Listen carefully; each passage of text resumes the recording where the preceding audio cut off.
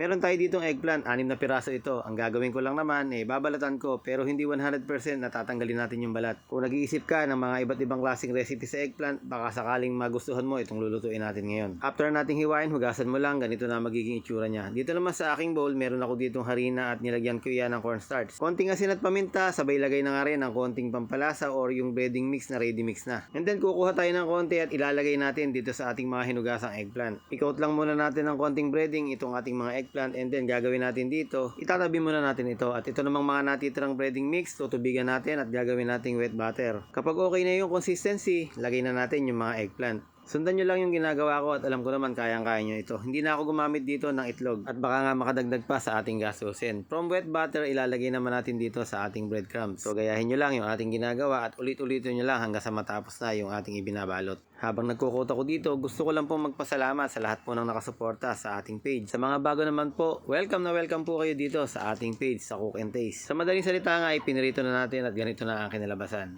Huwag lang po nating ipakalakas ang apoy at baka mamaya ay masunog agad. Basta ang mahalaga po ay medium to low fire lang. So naprito na nga po natin lahat at ready na natin tikman.